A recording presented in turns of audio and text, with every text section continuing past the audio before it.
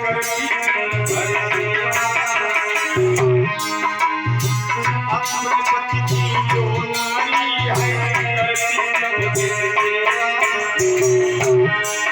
और समय में भटक गई रोटियों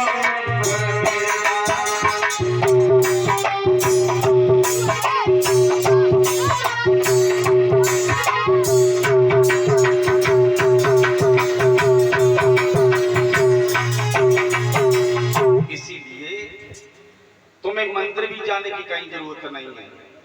जब तक तुम्हारे घर में तुम्हारे सास ससुर हैं, ये अनुसुईया ने कहा था, हम नहीं कह रहे। मान लो तुम्हारे समाज की अति वही अनुसुईया, इन्होंने सीता को भी ज्ञान दिया था। ये कहा था, सीता बेटी तुमने बहुत अच्छा किया जो अपने पति के साथ वन में चली आई।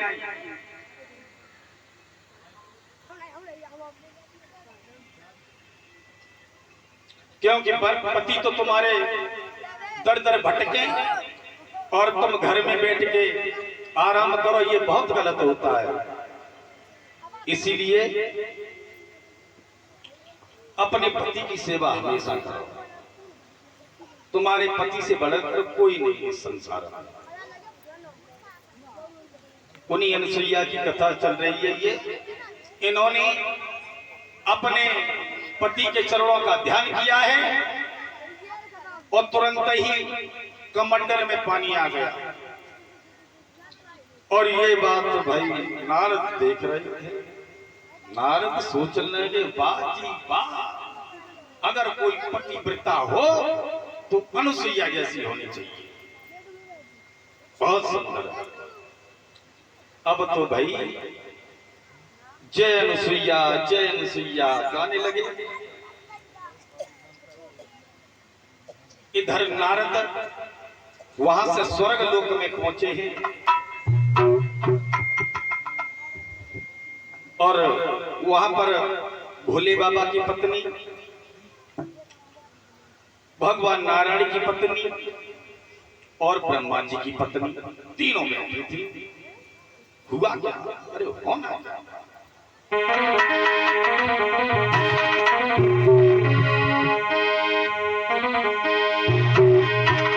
अरे स्वर्ग लोक गया रे जा बैठी तीनों नारी।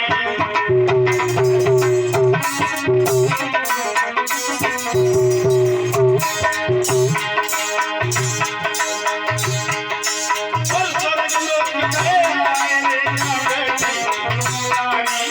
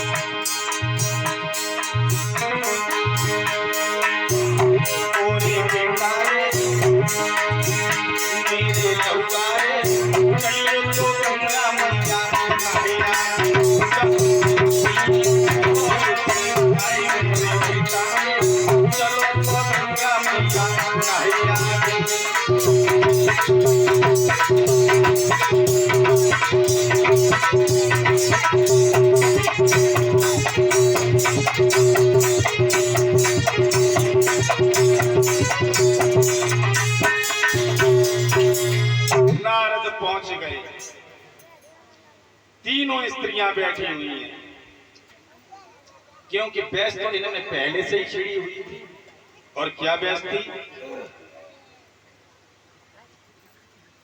इनमें बहस ये छिड़ी हुई थी कि सबसे बड़ी पतिव्रता हमारी। नारद से पूछिए, नारद बताओ ना, सबसे बड़ी पतिव्रता कौन है? तो नारद कुछ बोले नहीं, वहीं के वहीं खड़े रहे। कहने लगे, बोलो ना, इस संसार में सबसे बड़ी पतिव्रता कौन है? तो शारदा सबसे पहले अपने मन में सोचने लगी। क्या सोचा? कि शारदा सोच रही मन माई, और हमें छोड़ गई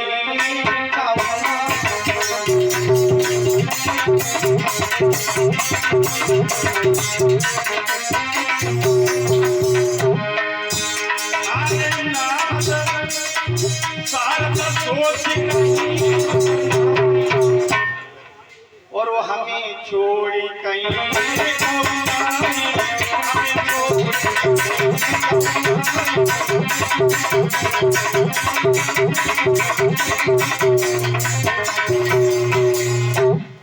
सोचने लगी है कि हमारे सिवा और किसी को तो बता ही नहीं सकते, क्योंकि मैं तो ब्रह्मा जी की सेवा में हमेशा लीन रहती हूँ। जो वो कहते हैं वो मैं करती हूँ। पार्वती कुछ और सोचने लगी। क्या सोचा? सुनो। कभी सबसे न्यारी और पतिव्रता नारी, सबसे न्यारी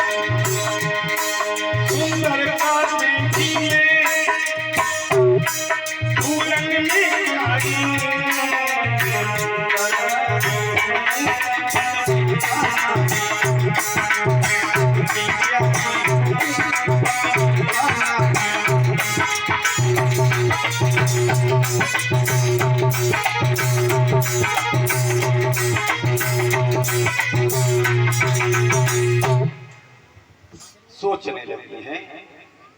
और ऐसी ही बात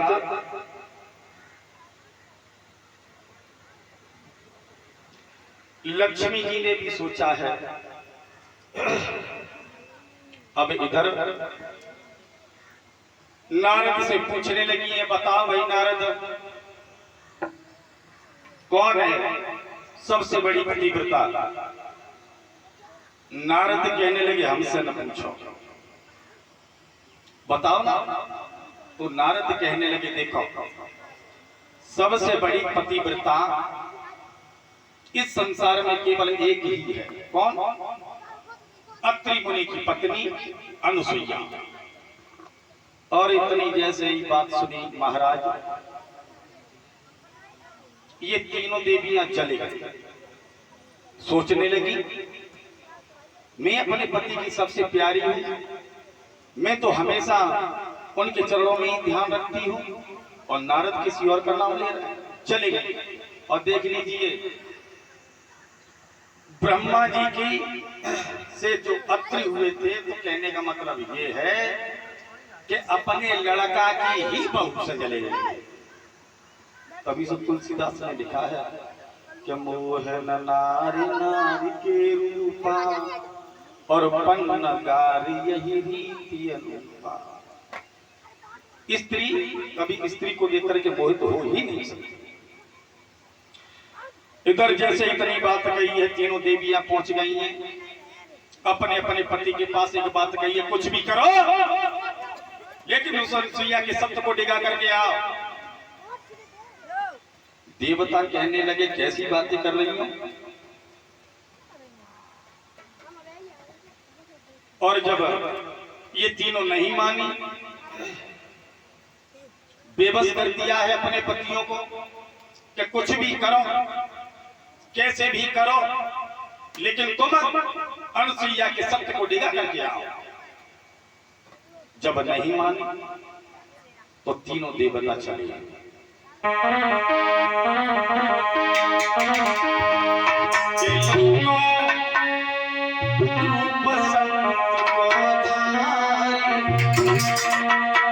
और पल की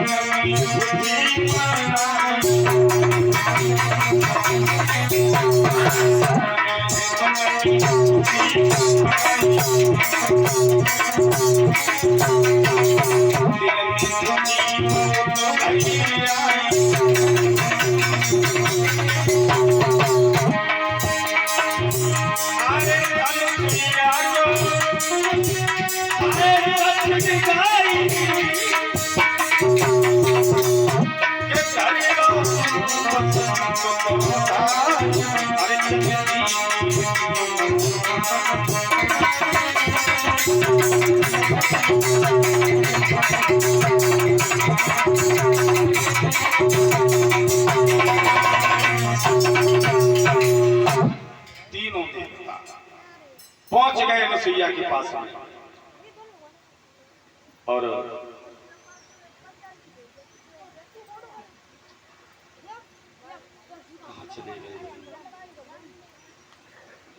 जब देखा है ये मालिक साहब कहाँ आए, इन्हें भेज दीजिए। मालिक साहब आप इधर आइए।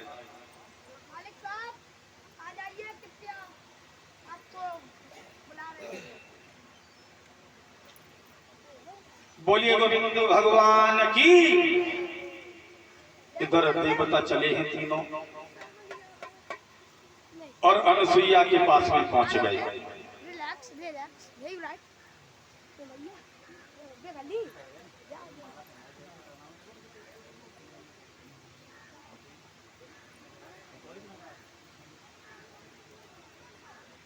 ध्यान दें, ये जो भैया महेंद्र सिंह नंगला पचौरी के रहने वाले हैं, इनकी तरफ से हमारे पास एक हार आया है 200 रुपए का।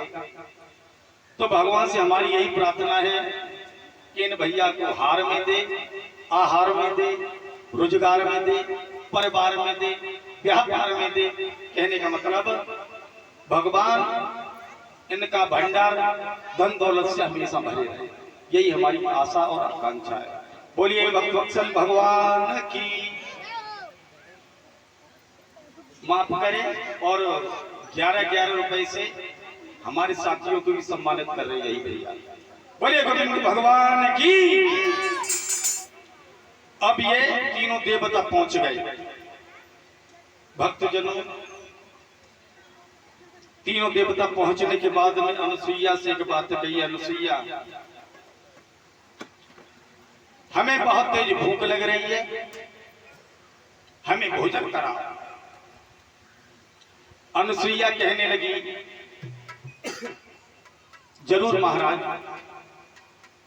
बैठिए। कहने लगे ऐसे नहीं, फिर हमें नग्न होकर स्नान वो भोजन कराओ। अनुसुईया सोचने लगी ये क्या बात कह रहा है नग्न होके, लेकिन वो भी बड़ी पतिव्रता थी, बहुत बड़ी पतिव्रता थी। तीनों देवता कहने लगे अगर भोजन कराना चाहती हो तो करा, वो भी निर्वस्त्र होकर के। ऐसे हम भोजन नहीं करेंगे, भूखे ही चले जाएंगे दरवाजे से।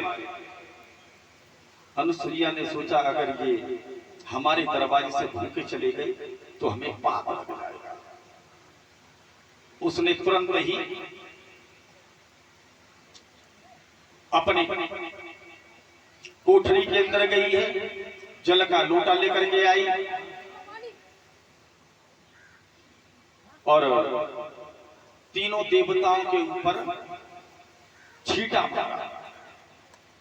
और जैसे ही छींटा मारा तीनों देवता 2-2 महीना के बच्चा बन गए। अनुसुईया ने उन्हें दुग्ध पान कराया और अपनी ही कुटिया में रख दिया। अब इधर बहुत दिन हो गए, बहुत दिन हो गए, लेकिन तीनों देवता नहीं पहुंचे अपने घर। अब देवियां बड़ी परेशान, सोचने लगी अब क्या करें, हमने तो परीक्षा लेने के लिए भेजा था लेकिन वो तो वही रह गए। तब तक नारद पहुंच गए, कहने लगे मैया क्या बात है, बड़ी दुखी दिखाई पड़ रही हो। कहने लगी नारद तीनों देवता गए थे लेकिन वापस अभी तक लौट करके नहीं आए, 6 महीने हो गए। नारद बोले और भेज दो परीक्षा लेने के लिए।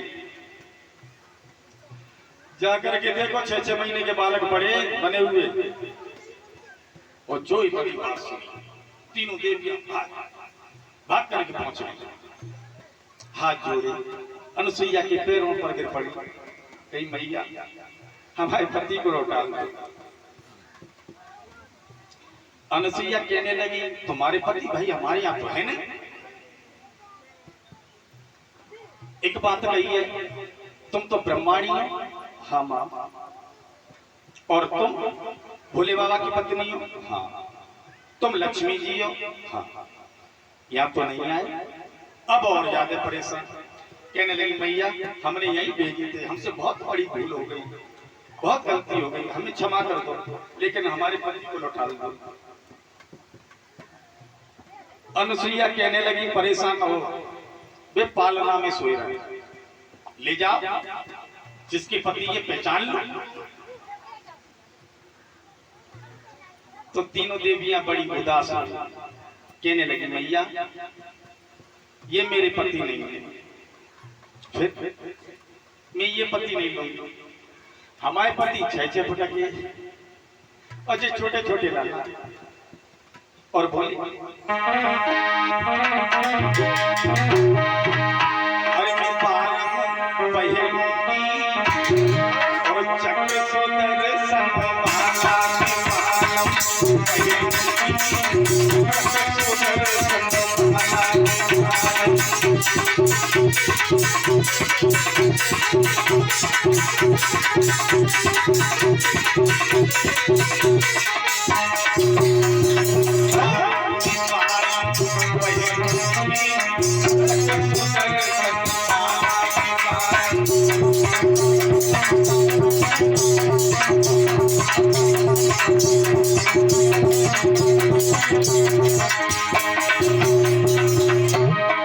लक्ष्मी जी बोली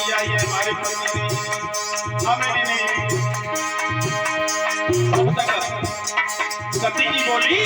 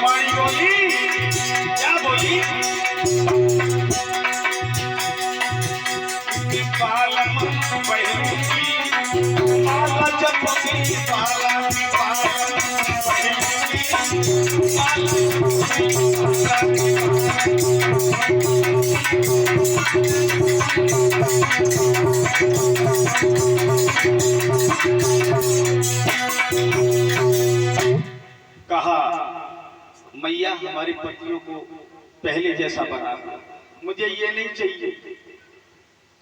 अनुसुईया से माफी मांगी है। इधर अनुसुईया ने उन देवताओं को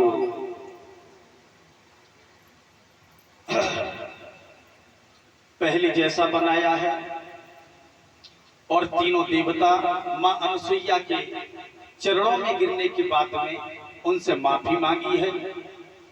इधर तीनों देवता अपने अपने स्थान पर पहुंचे हैं। अपनी तीनों देवियों को साथ में लेने के बाद और यहां से कथा चलेगी यदुवंश की आगे। उससे पहले एक लाइन का कीर्तन बोल लो सब लोग।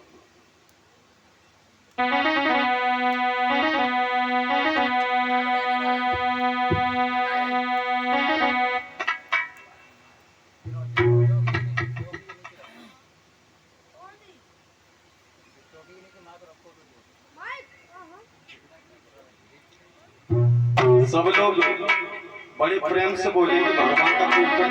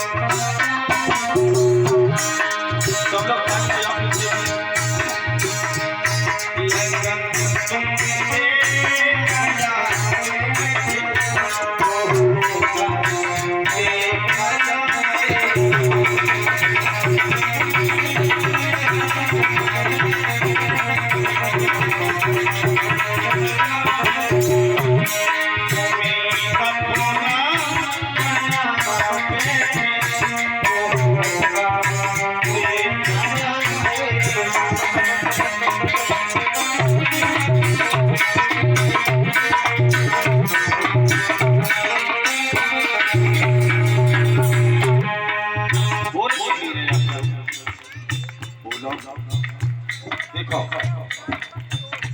कीर्तन बोलने से आपकी वाणी पवित्र हो जाएगी, इसलिए कीर्तन बोलो।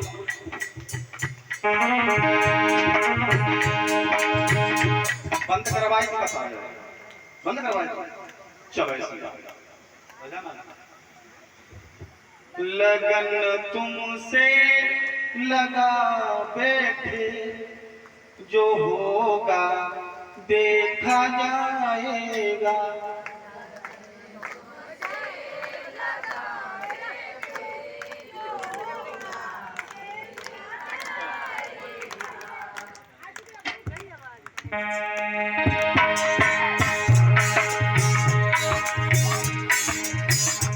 गोविंद हरे गोपाल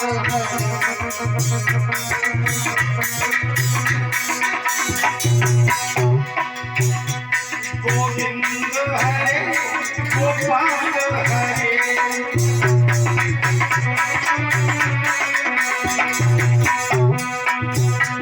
जय जय प्रभु दीनदयाल हरे।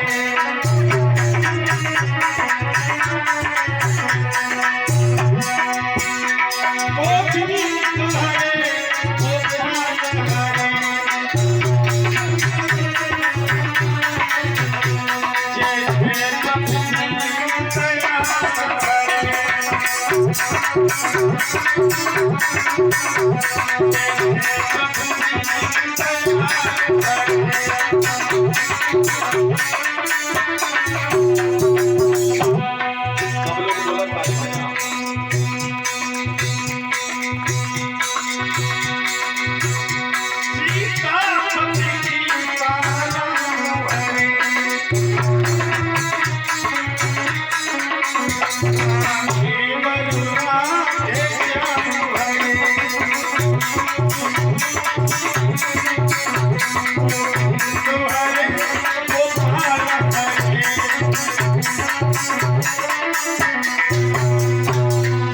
बोलिए गोविंद भगवान की।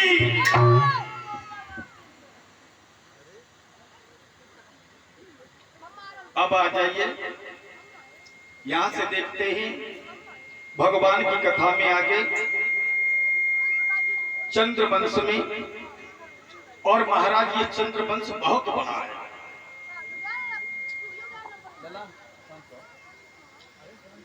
अगर चंद्रवंश की सारी कथाएं सुनाई जाएं तो कम से कम 7 दिन इनमें ही लग जाएगा। हाँ, चंद्रवंश में ये मान लो कि इतनी कथाएं हैं कि अगर लगातार कही जाए बड़े मन से और सब लोग सुने में तो बहुत समय लग जाएगा। और ये चंद्रवंश बहुत ही पवित्र आख्यान है। इन्हीं में एक राजा हुए आहुक।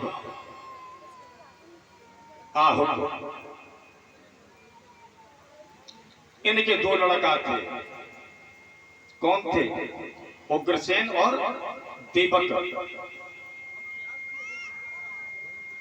उग्रसेन बड़े थे, देवक छोटे थे। बताया ये है कि उग्रसेन के 17 बच्चे थे। 17, जिनमें 9 लड़का और 8 लड़कियां। और बताया ये गया है कि उग्रसेन के घर में एक पत्नी थी, बहुत पतिव्रता थी। इनके एक लड़का और था, सबसे बड़ा, जिसका नाम था कंस। ये कंस पैदा कैसे हुआ? कैसे पैदा हुआ महाराज कंस? ये कंस दुर्मिनिक नामक राक्षस था, उससे पैदा हुआ। और कैसे पैदा हुआ? आ जाइए, इसी कहानी को लेकर के चलते हैं आगे। एक बार हुआ ऐसा कि बहुत दिन हो गए, लेकिन उग्रसेन के घर में किसी भी बच्चे ने जन्म नहीं लिया। इनकी एक पत्नी और थी जिनका नाम था पबर रेखा। तो पबर रेखा बहुत दुखी रहती थी। उग्रसेन कैसे राजा थे?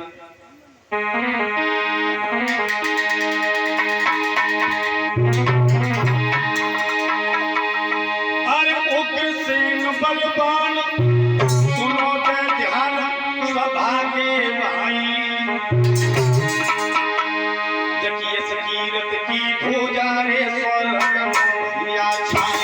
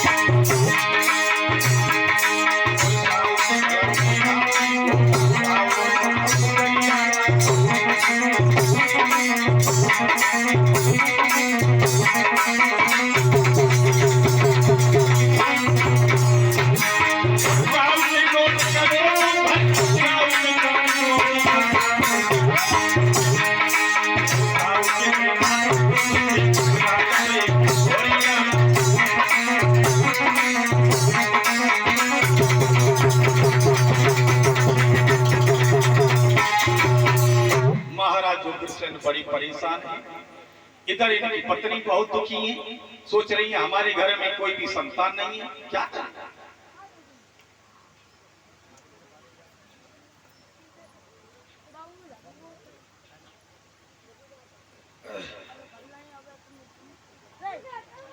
और महाराज मैंने कल बताया था कि इस संसार में कोई सुखी है ही नहीं। कोई संतान के लिए दुखी है तो कोई संतान से ही दुखी है, कोई सम्मान के लिए दुखी है, कोई सम्मान से ही दुखी है। प्रदीप ने एक भजन गाया था,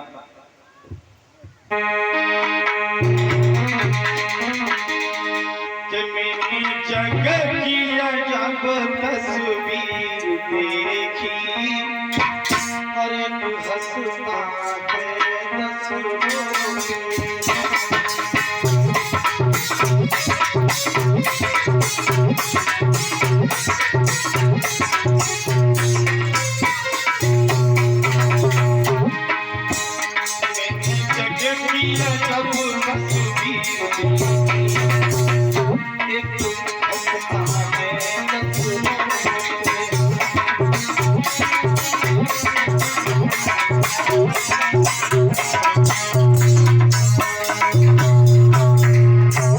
संसार में।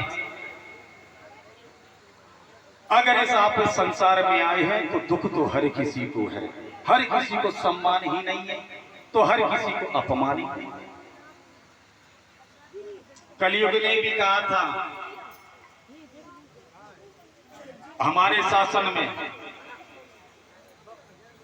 हर कोई सुखी भी रहेगा और हर कोई दुखी भी रहेगा, क्योंकि मेरे पास इतना समय ही नहीं जो हम एक आदमी को ही सुख दिए रहे। और फिर जो भगवान के कीर्तन